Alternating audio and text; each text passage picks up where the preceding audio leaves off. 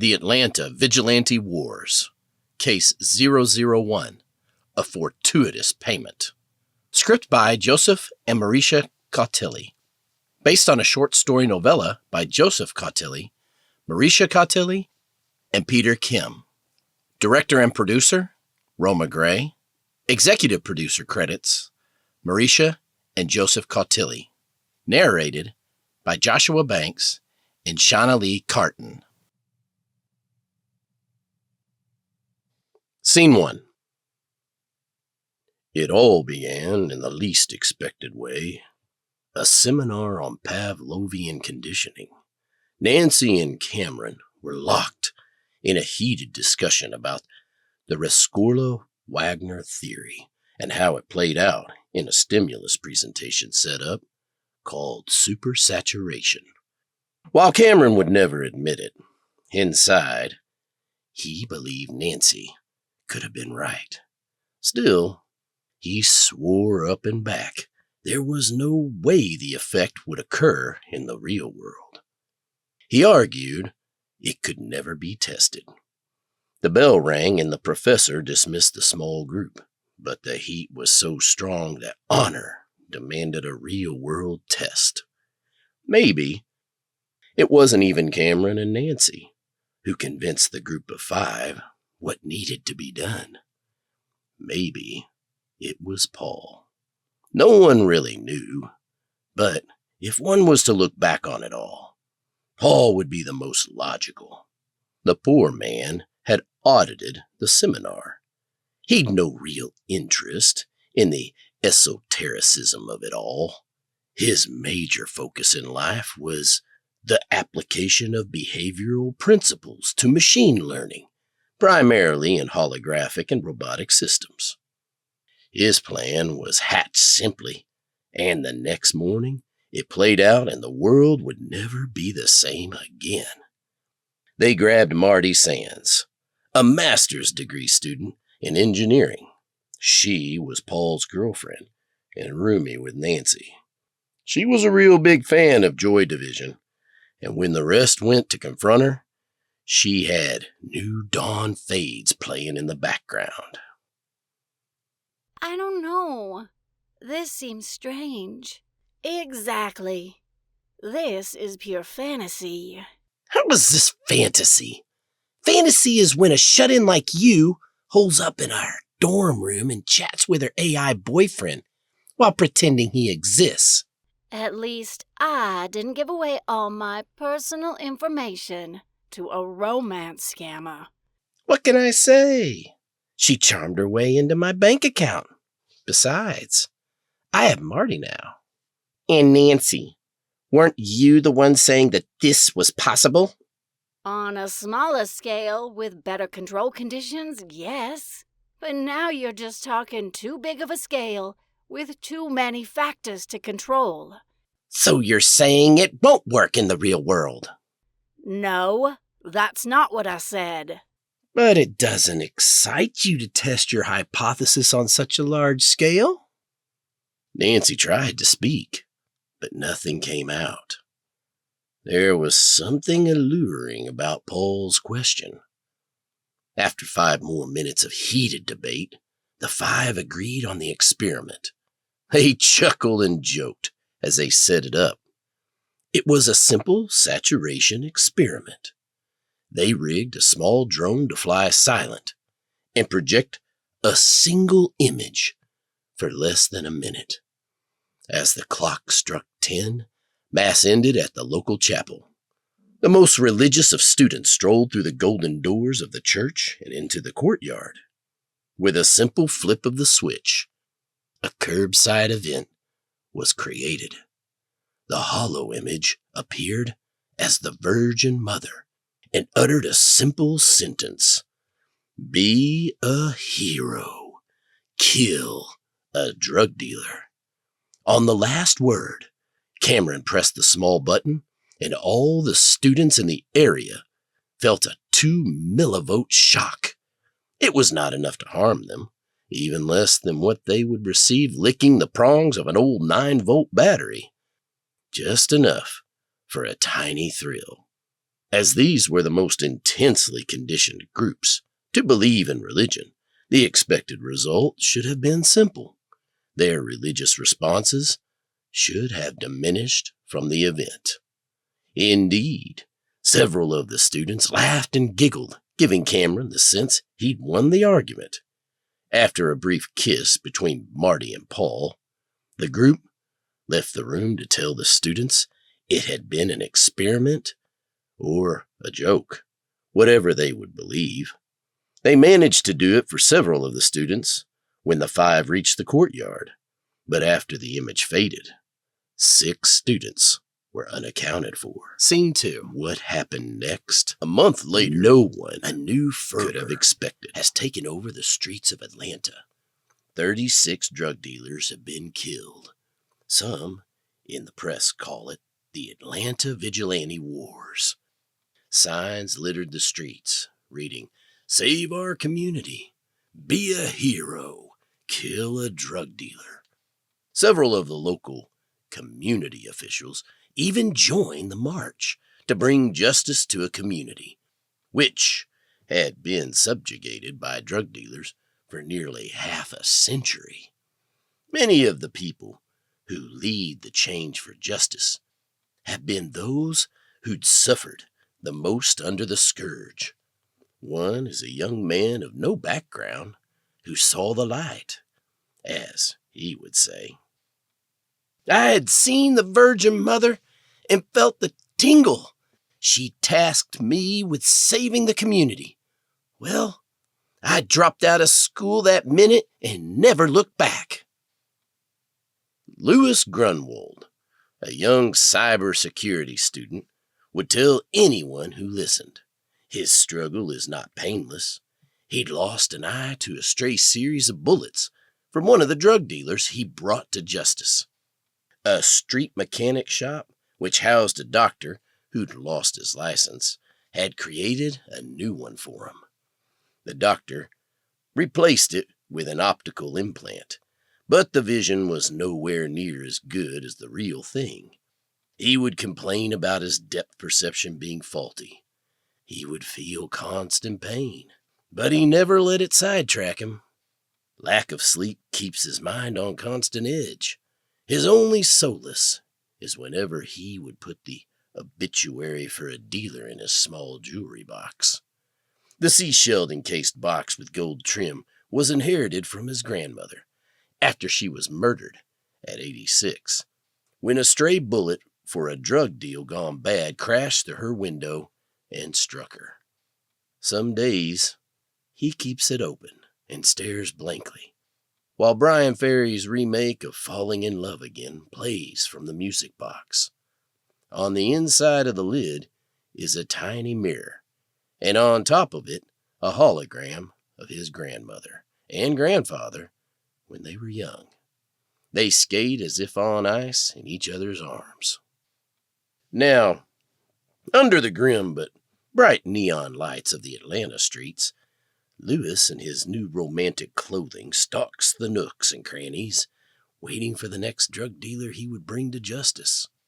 The streets are dirty, drug-infested, and the smell of souls being sold for as little as their next hit rings forth. Tonight, he has found a target to bring in. The guy is a famous supplier, known only on the streets as Mr. Squiggles, a man who supposedly holds the record for his level of control. He had turned more women into addicts with his heroin than any dealer in history. The police had made a public announcement asking for information on the guy, but so far, no leads. They placed a bounty on Squiggles' head of close to $60,000. The dark graffiti-covered alley possesses a brown tinge. Louis stares from a metal fire escape at a young drug dealer making a quick transaction. Louis's heart pounds, hard and fast, but his form holds like a knight's statue. When the transaction ends, he pounces. Landing next to the dealer, the man draws his gun, but Louis's fist finds the guy's left ribs, shattering them with a single blow. Blood spouts from the dealer's mouth. The gun falls and skids over the concrete. The dealer hunches and draws his backup knife from his belt. In pain, he slashes at his assailant. Dodging the knife, Lewis hurls the man against a dumpster. "Who is your supplier?" "Man, I got no idea what you are talking about." Sweat glistens on Lewis's face and stings his human eye. He raises the arm, and the wrist cracks. "That was your wrist. I plan to crack each and every bone in your body until you die, or tell me, do you understand? Fuck you, man." Lewis snaps the pinky on the hand with the broken wrist. The guy wails in agony. "You have a foul mouth. God would not be happy with you. I'll ask again. Who is your supplier?" "I don't know." Seriously. The guy makes a drop outside Holy Spirit Church. I've never seen him. I leave the payments on the steps. You better not be lying to me." "I'm not," the man insisted. "I swear." "I believe you." Lewis snaps the man's neck. He lets the body slide to the ground and walks out of the alleyway. Lewis stares blankly at the digital wanted ad for Mr. Squiggles. The three-dimensional hollow image of a ghost pops off the screen. It reads, "Wanted for supplying narcotics and murder." Normally, the sign has a hollow image of the suspect, but in this case, since no one knows who he is, well, the blank avatar stands in its place. The sign would be hilarious if the charges aren't true. Scene 3. The cold, raspy tongue of her cat wakes Margaret LeBove from her bed. She pets Beast twice on the head and then rolls off the bed. The cat purrs and stretches as if reaching for her. She chuckles as Beast jumps down. The wooden hallway floor creaks as she follows him into the kitchen. The cat rubs his head against her leg. Pushing her neon blue hawk to the side, the crust punk cracks open a can of wet food and places a portion of it into Beast's bowl. Greedily, the cat licks it up. Margaret flips on her sound list and discharges The Broken Law plays. She slouches into the chair of her kitchen table and flops her bionic limb across her lap. A small can of oil sits at the corner. Her arm's targeting computer connections to the actuator has never been an efficient one, but over time, it had gotten worse. Now, it has cost her, as one of her bounties escaped before she could bring him down. Margaret cannot afford to lose money, so it is time to fix it. Skillfully, she removes a piece of synthetic flesh, exposing the gears, and grabs the can with her other hand. She squeezes the oil can over the gears, clenches her fist, and swirls her wrist, then repeats the motion. A small wire tangles from a loose connection.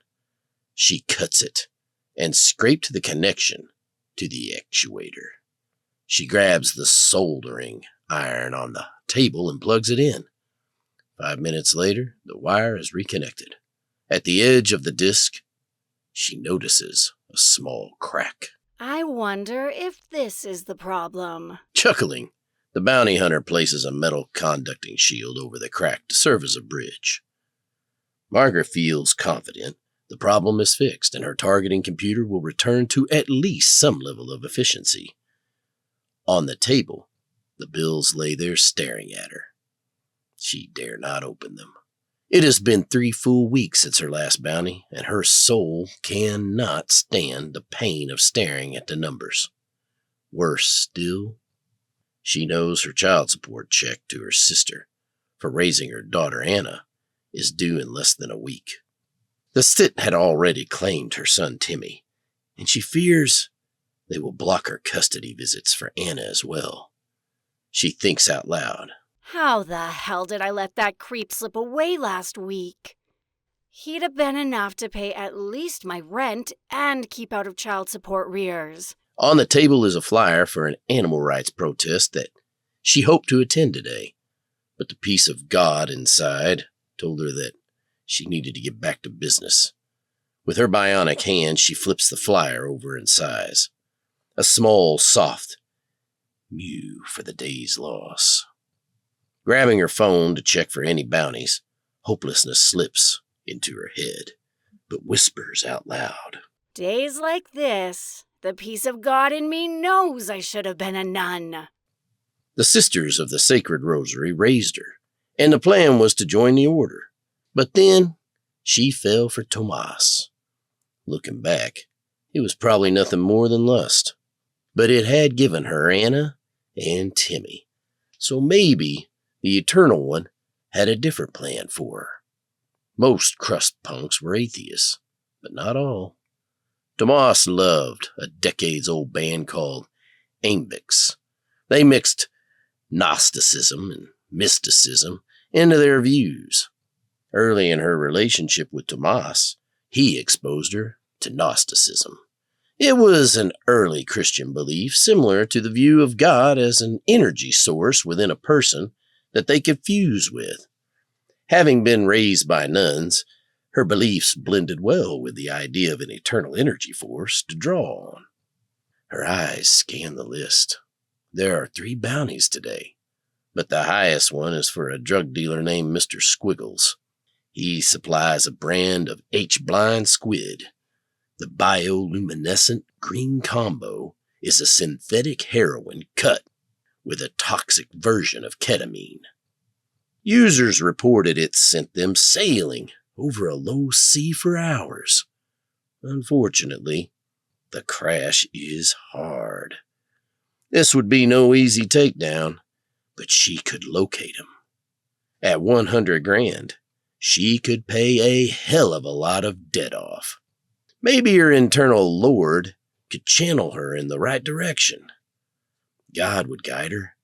He is looking out for her, or maybe it is the fortune teller across the hall, who has told repeatedly Margaret that things would first turn to dust before she rises from the ash. Margaret pours herself a cup of coffee and drops in a shot of rum. Chris Isaac's Wicked Game plays from the streaming service. Sipping the coffee, she misses the touch of a man. A small tear rolls down her eye, and a chill rolls over her arm. No time for such silliness now. A boy will only bring you down into despair. Outside, a siren from an auto-driven police car whirls. The noise is far from unique in this city. Her left hand yanks the window down. All her life, she convinces herself, if she ever makes it, if she somehow gets a big-time score, well, the house she'd buy would be a smart one, where a press of a button on her phone would close the windows and lock the doors. On the counter rest 3 green jade statues, a dragon, a scorpion, and a grasshopper. With her human hand, she touches a grasshopper in hopes of bringing her luck and hunting her bounty. She feels the draw of energy from the statue. It tingles in her fingers and through her body.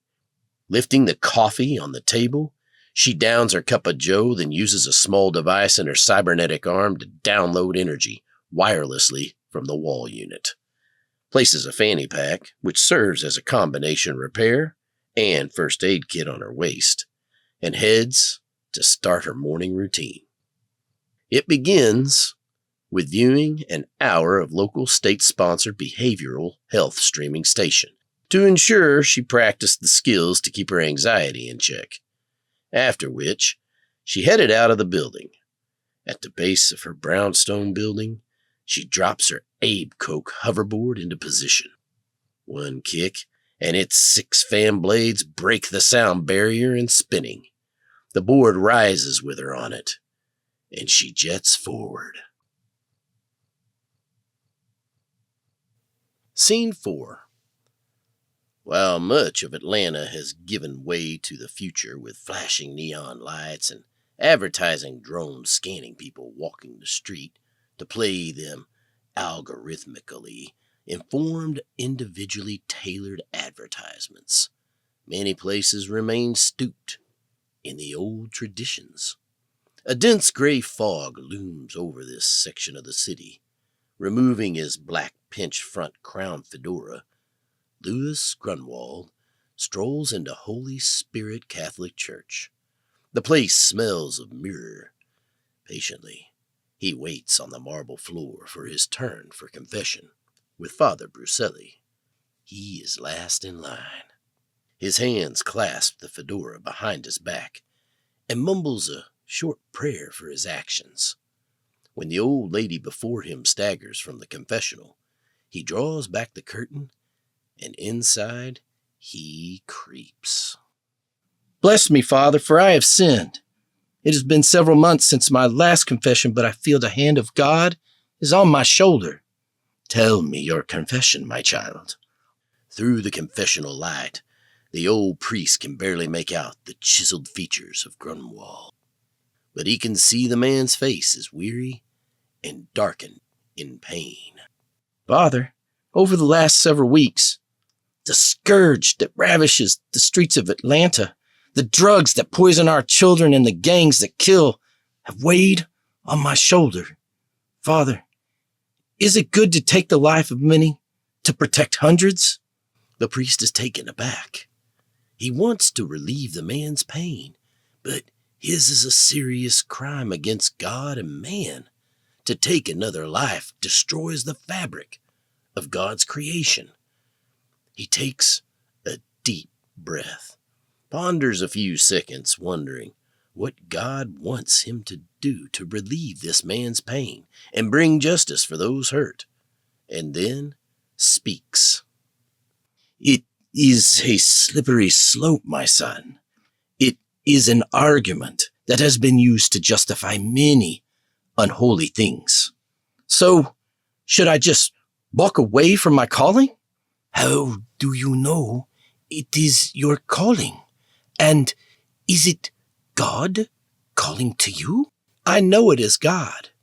Can you be sure? The word came from heaven itself. I track a man. He has supplied the streets with so much pain. What would you do with such a man? The Lord teaches us to forgive. When slap on the cheek, offer the other. But I hear he has caused you pain. I would hope he seeks forgiveness. Is he you? Tell me the story. The priest braces himself to hear a tale of pain. Being a priest in turbulent times is never an easy vocation. He feels responsible for the souls who come to him for forgiveness and seek his guidance. But they have to want to be forgiven, and in this case, he worries the actions of the man in front of him will cause him to request the man make things right before he can grant forgiveness. If the man has sinned by taking the life of another, then that man needs to commit to restraining the sin and turn himself over to the police. The only being who calls a man to kill is the devil. I believe he justifies his actions by giving small pieces of good back. When he does, it allows him the freedom to take more of the city's soul. Grunwald's hands trace the pain around the confessional window. He does sound like a horrible person. But killing, it is as if you seek to be God. He donates to the men of God at times. They tell me he is even donated here, Father. Calls himself Mr. Squiggles. I am the Monsignor for this parish, and I know of no such man, son. Are you sure, Father? I seem to have a record here of the church cashing an anonymous check for $10,000. A nervousness floods through Father Bruselli. Was this brute accusing him of harming his flock? Was he not seeking absolution, but retribution? We did receive an anonymous donation. The money was earmarked to feed the poor. So you plan to use it? The money can do much good. Grunwald's fingers run over the soft felt, gross-grain hat band on the fedora. He stares briefly at the holes in the confessional glass, which allow his voice to reach the other side.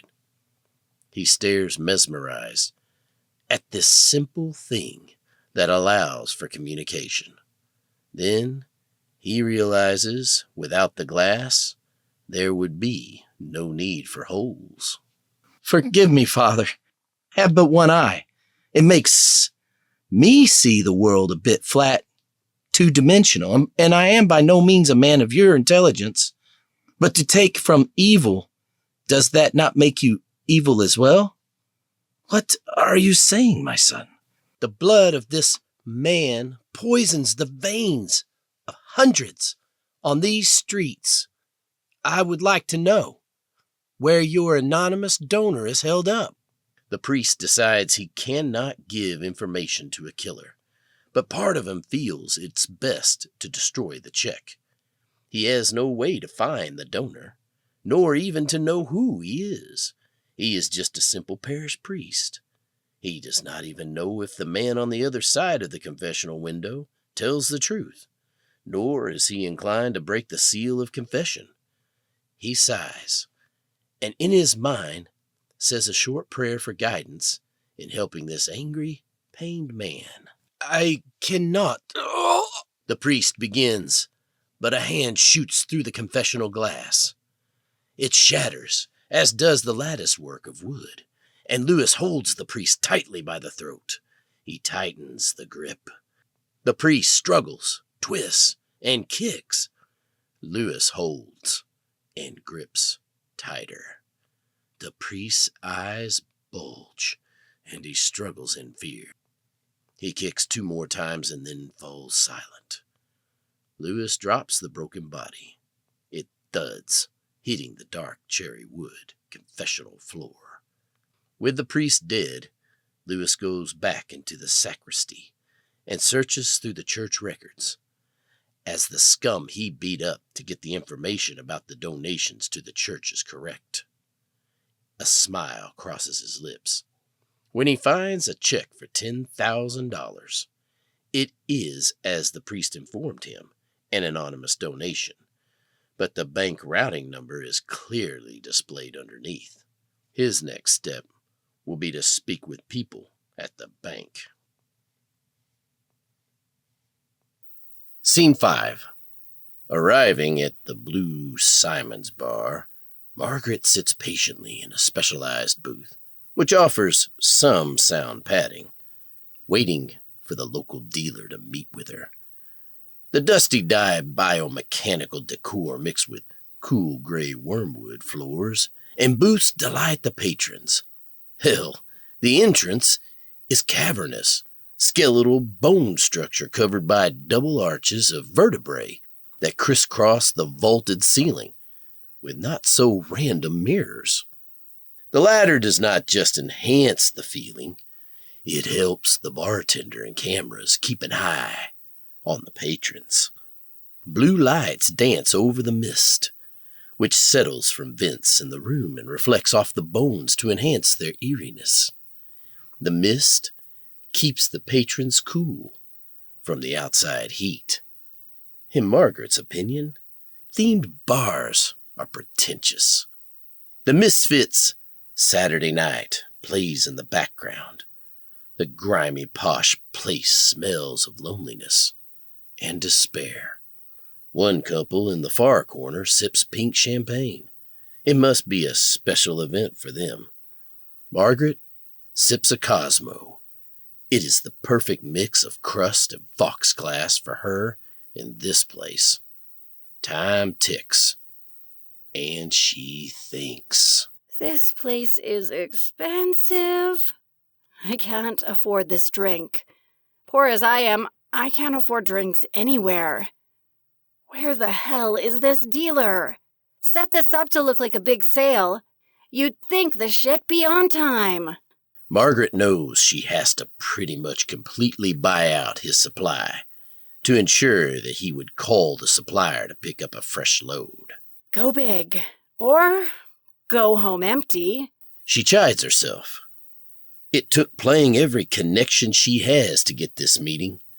It is a meeting for a sale that some might die when she eventually does not go through with it. The dealer enters, but goes to his table on the other side of the bar. He walks as if the place is his. 6'2" with a rugged appearance, broad shoulders, and deep blue eyes. He appears more like a hitman wannabe than a dealer. Dealers prefer not to stick out. She strolls over and bends, softly whispering in his ear. Boo Boo Sugar, Mikey Free sent me. I think he filled you in. Have a seat. She did, and Boo Boo Sugar studies her form. He's got no time for cops.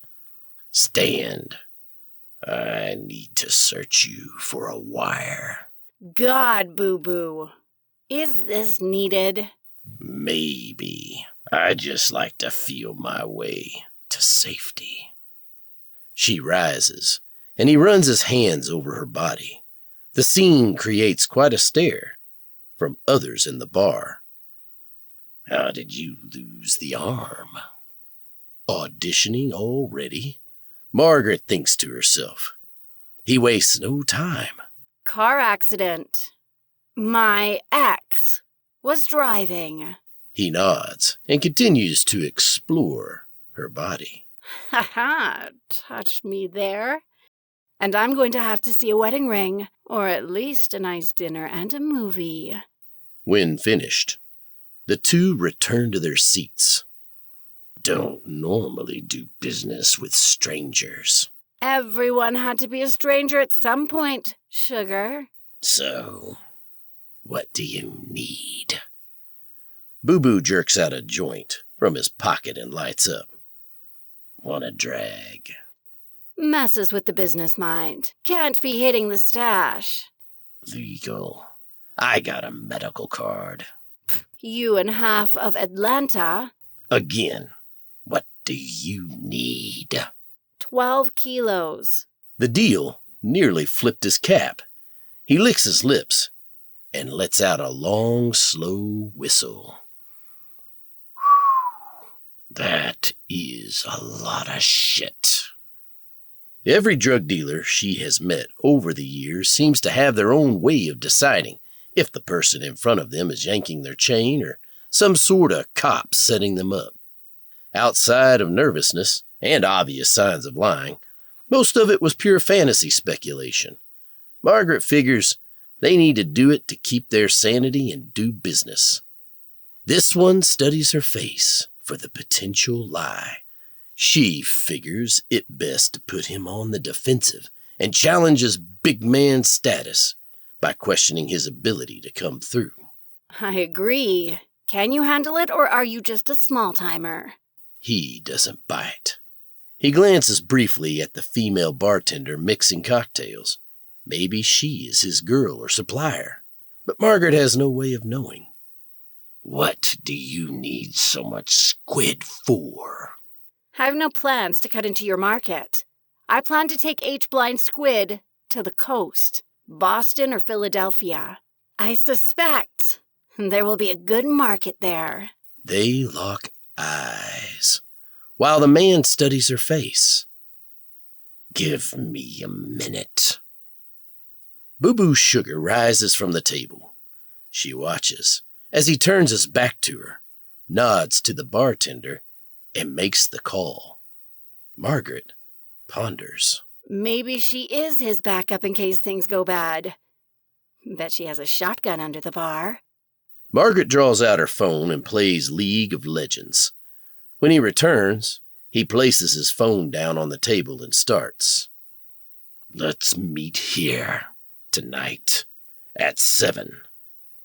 Not wanting the man to get suspicious that things are too easy, Margaret lies.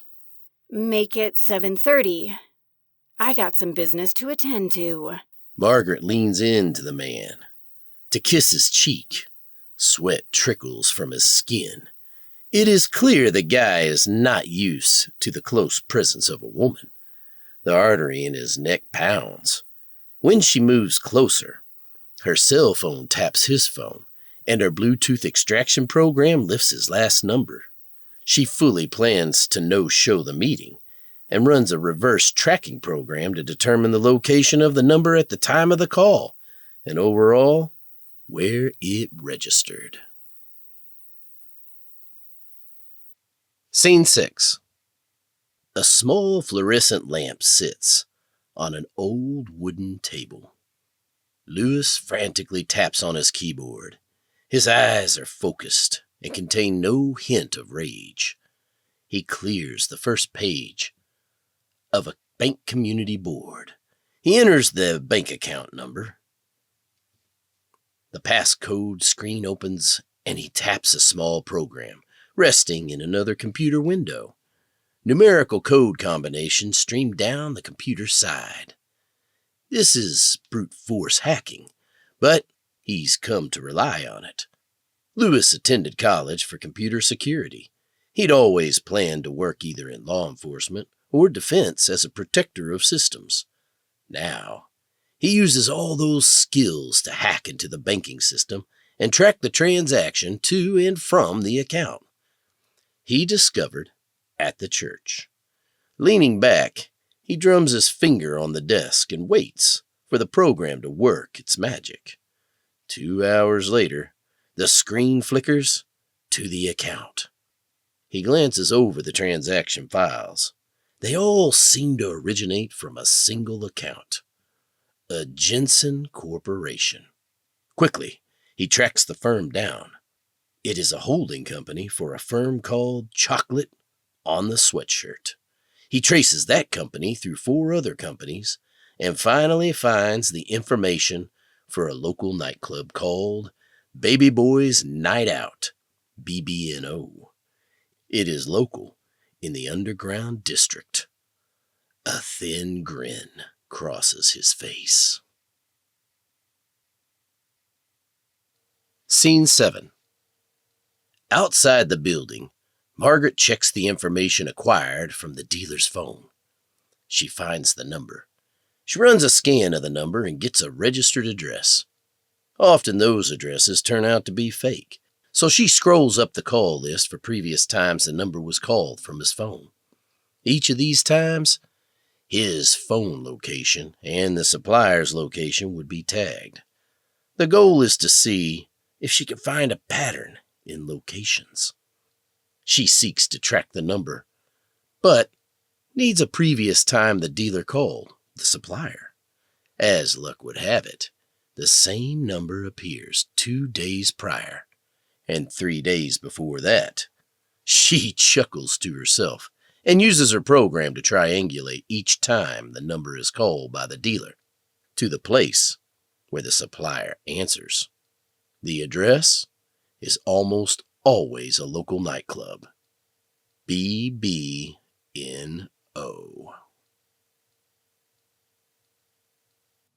Scene 8.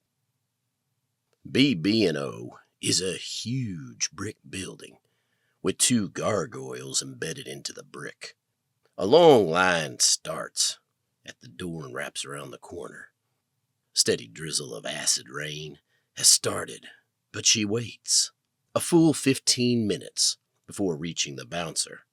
A mild tingle, which she knows will peel in a few hours, dances on her scalp and face. She is glad the rain is never acidic enough to burn her skin.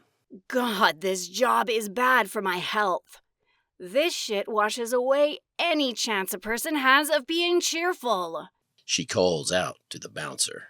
Hey, dude, can you hurry it up? The bouncer shoots her back his middle finger. Margaret scoffs and glances at a side puddle forming in the street. It streams tainted water to the sewer. In front of her, two sapphics complain about how they were single. An advertising drone now files up to people in line. It scans them and then plays holographic advertisements. Some of the people seem excited at some of the items, and one even excitedly airdrops some credits to it, and from his phone sends a location for delivery of a pair of designer sneakers. Margaret, like most of the folks in line, hates the intrusiveness of the drones. She places her finger on the entrance scan. The guard studies the readout. Are you carrying any weapons or illegal narcotics? With a cold stare, Margaret gives a bold-faced lie. Absolutely not. The bouncer stares at her. You really should pay that child support. It's killing your credit score. Enter. With a flippant smile, Margaret stomps into BB&O and sighs. She should have been home with her kid reading her a bedtime story and working to get her son back from placement. Instead, she's in some shady club, looking for one of the most notorious dealers in the underground. I hate my life. The place smells like strawberries and blueberries. Speakers blast a mix of generic future funk-style songs so loud that she has to cover her ears as she continues through the red and yellow tinged club. Flashing screens advertise the club's drink and bar food menus. They also advertise the faces and numbers of local escorts for those who fail to hook up with love when the club closes. As the old saying goes, the person who thinks money can't buy happiness just doesn't know where to shop. A disco ball revolves over the DJ's head. It casts golden light all around him. DJ Funkfolio in the house! Cheers and spittle flew everywhere. Sweat from a dancing woman's hair flings itself onto the side of Margaret's face. She wipes it off in disgust. This certainly is not her scene, but the job calls. Funkfolio drops the beats, setting the crowd wild. Two drunks, wearing augmented reality glasses, stumble close to the DJ's color-changing LED cube for a stage. For those who cannot afford the augments, a television screen plays what can be seen, which in this case is some sort of barely clothed female go-go dancer in a cage. One of the drunks reaches out to touch her. On the floor, the image changed to one of stars and planets. On the augment, the go-go dancer switches to a computer-generated alien slave girl, maybe from an old movie. This time one of the drunks falls off the stage. Funkfolio seems unbothered, however, as he holds one muff of his headset to his ear to listen for a swing beat in his drumline. Strobe lights flash to the rhythm of the pounding bass. Liquid nitrogen drips into a vat of water, releasing cool steam into the air. The steam wall outlines the ends of the dance floor, and inside its bands, over 200 people bounce and bop. Noticing colored lights rise from the floor, Margaret realizes real fish swim under the glass. Occasionally, holographic women shoot out of the floor and make like they are fluffers, rubbing the guys to excite them. Stomping crowds go wild as Funkfolio switches out a new beat line. Margaret is surprised that the whole building is not shaking from how boosted the bass is. Folks dance and shake their butts on the floor in the center of the club. As Margaret examines the club, a drunk woman pounces on her, turns her around and sloppily kisses her before Margaret pushes the drunk away. They rotate to a man who stares at them as the drunk woman runs back to him and sits on the stool next to him. Margaret eyes him and thinks, Could be him. But why be at the bar flirting with some random woman? I doubt it is him. A humid heat pours through the room as the bounty hunter brushes off the incident and ventures into the heart of the club. The lighting drastically shifts into bluer and greener tones. Glittery rainbow confetti spews from large glitter cannons that blast bits of glitter and confetti all over the glass dance floor, Underneath the floor is a large pool full of fish, of all sizes, swimming as if they did not notice the commotion above them. Margaret scouts the room. Everyone seems too carried away to be her target. She gazes up as a drizzle of sprinkles covered her head. Her eyes draw to a protruding section of the wall on the upper floor. A private box. That has to be where my target is. Neon lights flash and flicker. Margaret shoves her way through the dancing drunk club goers and up the shifting neon light steps. A bathroom is on the side at a mezzanine level, where a man stands. He appears a bit drunk, and maybe sick. Not stopping, she marches up 2 more flights to the outside of the box. Margaret draws her weapon and ponders a snatching grab. She needs to check out his security, and then, maybe, hit the team as he moves to the bathroom. At the top rests a large glass front box with concrete walls. A skylight rests behind it, laying the city skyline. Even from her, she can see the huge megatowers reaching to the heavens. The scene reminds her to reach into herself for the God source she knows is there. When Margaret arrives at the box at the club, the full metal door with a glass window stands between her and her prey. She peers through the window. 5 young, athletically built women in their mid-20s in combat uniforms surround a person. She couldn't see the person they protect. All female guards? He must be a real pig. Who the hell does he think he is? Muammar Gaddafi? Come on, ladies. Move your ass so I can see this ham. Her eyes scanned the room, ready to figure the best way to nab her target. Then, one of the guards shimmied to the side. No fucking way. A child, no more than 15, sits at the table. One hand held onto a stuffed blue plushy octopus. One of the mood types is reversible to indicate happy or sad. Right now, the kid was happy. The kid eats spaghetti and meatballs. What the hell? He is just a kid. The kid reminds her of her son Timmy. He was just a tad bit older, but had similar facial features. He could be her son. This is too freaky. She pauses and considers walking away from this case. Disgust wells up. Whatever it is, she feels she doesn't want a part of it. While Margaret ponders her predicament, a loud explosion comes from the first floor. With surprise, she notices the guards leave the kid's side, and she rushes in to apprehend him. All but one of the guards head to fight off the disturbance in the club. Through the glass to the club, she sees a man in a fedora. He takes out dealers left and right. Handle this! The 4 of his bodyguards bolt to the elevator to descend to the dance floor, where Lewis has killed the DJ, but is careful not to kill any of the patrons. Recognizing her opportunity, Margaret flings the door wide. A draft cools her face and darts into the room. The bodyguard fires twice at her, and one strikes her shoulder, but the bulletproof vest takes care of it. Mr. Squiggles shouts for the guard to stand down. She stops. Margaret stares at the one lady left protecting the kid. She seems very devoted to you. She is. All my experiments are. Experiments? People are not experiments. Huh. The Mercury Project. People all experimented on making their kids better. I had it a bit different, though. My parents continued to experiment after.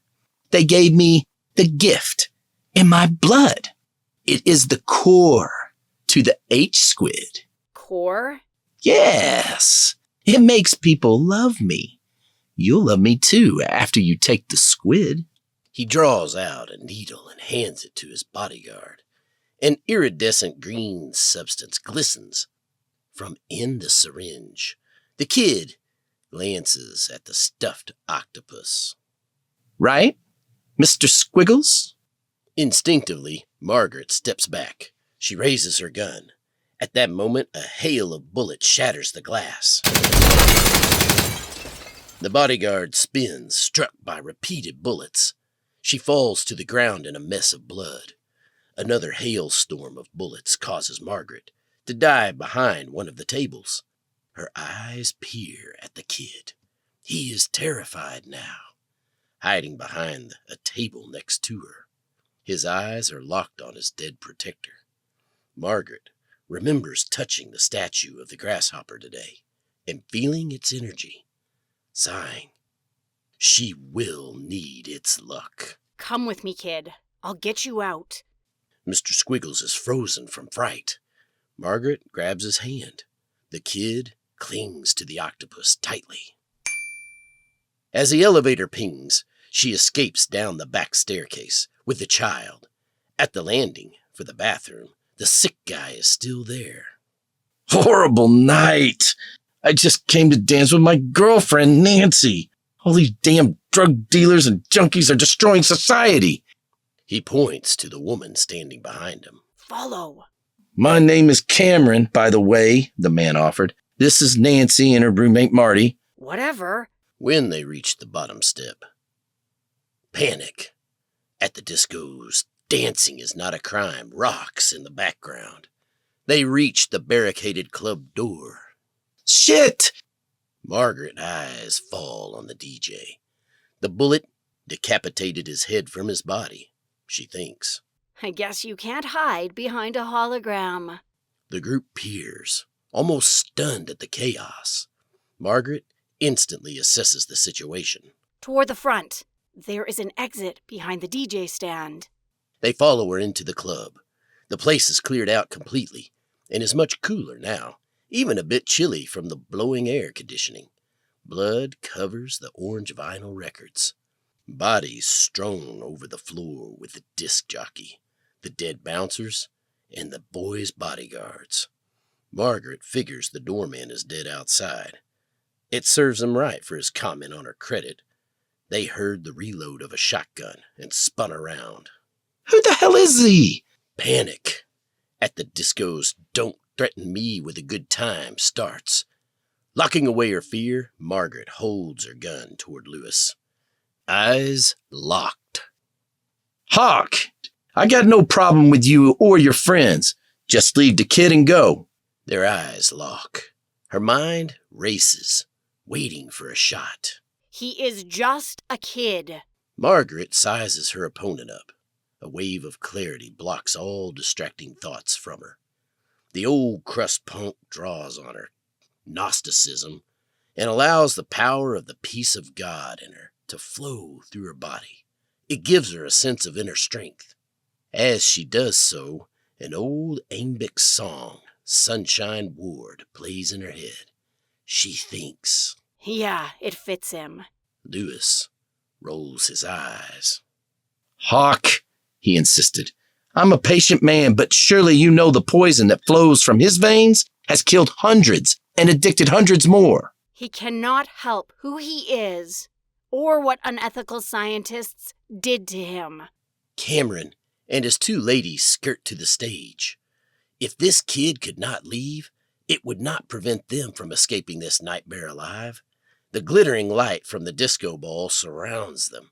As they prepare to escape, this was not their fight. Hell, they didn't even know the kid. Trauma is not an excuse to act poorly. We all got our skeleton. He chose to be this way every day of his life. When I was at the university 2 weeks ago, the Blessed Mother herself told me to kill drug dealers. He is by far worse. He is the supply. Marty stops in her tracks. No! Tell him, Cameron. Cameron squirms, but Nancy speaks up. Nancy breathes to still herself. Mostly a shut-in, video gamer, this is the first night she has been out in months. If she lives, she thinks she may never venture out of the house again. She clams herself thinking that would not be so bad, as it would give her more time to talk with her chatbot lover, Kyle. These thoughts give her just enough strength to speak. It was sort of a study. What? Lewis sways, appearing confused. Nancy huffs to shake the fear from her body. Margaret stares in confusion. On campus after the church service, we used drones and holograms to create the image. We were in the dorms across the way and testing supersaturation effects. Tell him, Cameron. Lewis' eyebrows arch. He notices his throat is tight and licks his dry lips and stammers. But I killed people. I lost an eye. This can't be true. His body shudders in rage. Lies! You're trying to trick me and take away my divine mission. Still bathed in the golden light of the disco ball, Cameron twists and licks his lips. He opens his mouth, but no words leave. Lewis spins and fires from his semi-automatic. In the flood of shots, Cameron and the two ladies go down in a bloody mess. The motion loses the jump on Margaret, who did not miss the opportunity. With the aid of her automatic targeting computer, she fires the bullet that slams right into the forehead of Lewis, exploding it. His fedora flies off to the edge of the dance floor. Blood splatters all over the DJ's turntable, coating the record, "Panic at the Disco's Dancing is Not a Crime." Even Margaret's face is coated. Dropping her gun to her side, Margaret goes over to inspect Lewis's body. She shivers, realizing the man must be dead. She prides herself on bringing her bounties in alive and never killing. Part of her is glad she fixed her targeting computer. The blood skips the turntable and causes it to switch to the second one in line. The Cure's Boys Don't Cry starts in the background. She hears the spin of a laser pistol revving up to shoot her. Instinct plus conditioning kicks in, and she spins on it quickly. The shot strikes her shoulder and sears the tendon. Her targeting computer fires, striking Mr. Squiggles right between the eyes. The kid drops his stuffed animal, Mr. Squiggles. The force blows the kid's body back 2 feet. It topples to the ground. She screams and runs to the lifeless kid. She holds the boy in her arms like the son she lost to the system. She wails. Scene 9. Damn kid. Why? Her sobs become garbled as she rocks up and back.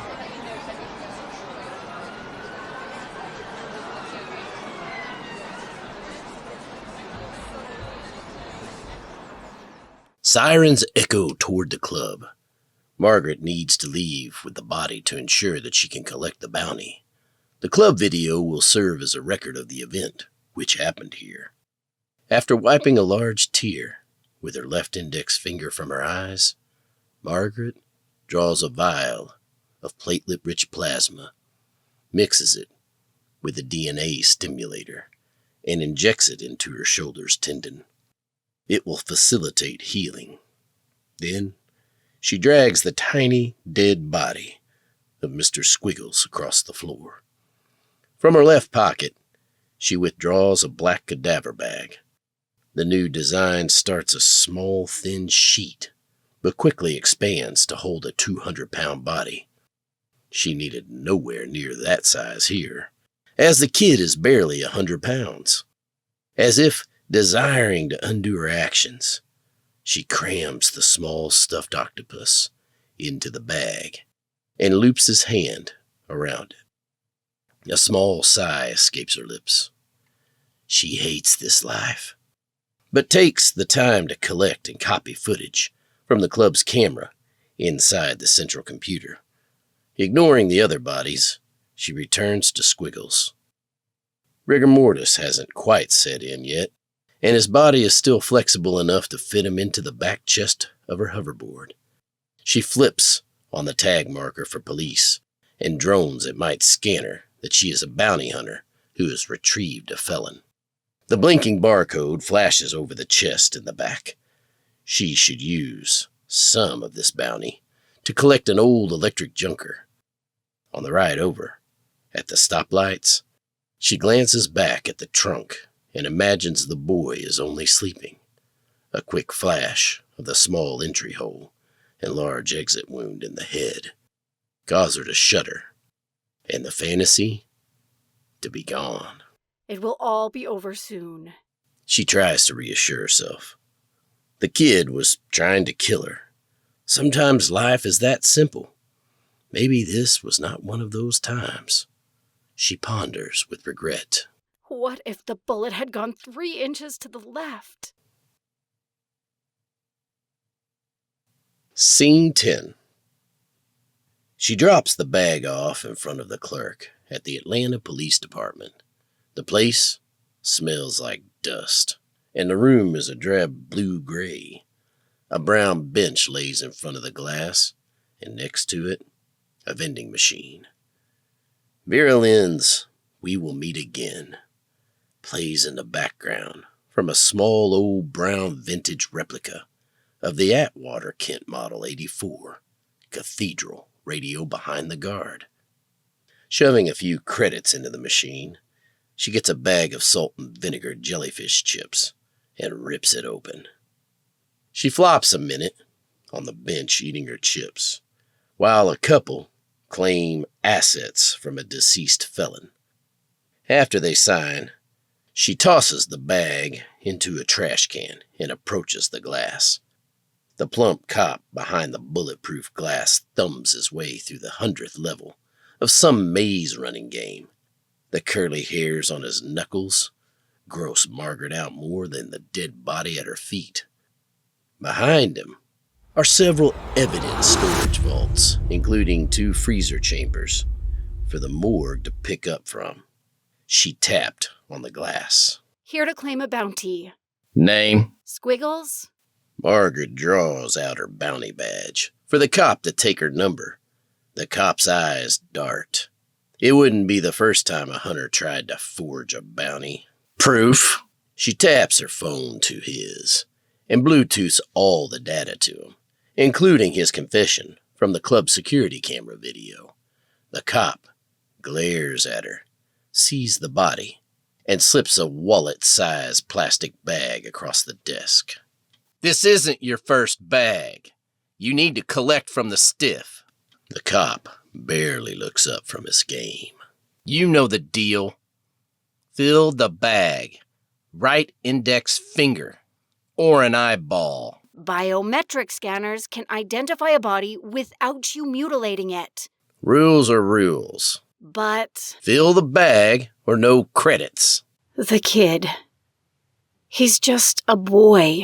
The cop pushes his fat finger into the glass like it's her chest. No bag, no credits. Do your damn job. Margaret unzips the long black bag, takes out the 6-inch switchblade from her boot, and grabs the kid's right hand. She licks her top lip, then bites it with her bottom row of teeth. Sweat pours over her forehead. The cop, who can't believe the woman is about to collect her biosample right in the center of the PPD lobby, bangs on the glass. What are you, crazy? You can't do that here. It's unsanitary. But Margaret isn't paying attention to the man. Sighing, she is too focused on trying to steel herself for what she's about to do. She lines up the knife's blade at the second knuckle of the kid's right hand. And just before she cuts, the knife falls from her grasp, and Margaret collapses onto the floor, her whole body trembling from the sobs. Just a body. Just a body. Margaret closes her eyes and tries to think about what collecting the bounty means. She can't save this kid. Hell, she killed him and cradled his body in her hands. But with the money, maybe she could save her own. She clenches her jaw tight, and in one quick motion, slices the boy's finger clean off. Blood douses the small blue octopus she's placed in his hands. It is a fortuitous payment, to be sure, but it has stained her as much as the stuffy. Thank you for listening to The Atlanta Vigilante Wars, Case 001, A Fortuitous Payment. Script by Joseph and Marisha Cautilli. Based on a short story novella by Joseph Cautilli, Marisha Cautilli, and Peter Kim. Director and producer, Roma Gray. Executive producer credits, Marisha and Joseph Cautilli. Narrated by Joshua Banks and Shanalee Carton.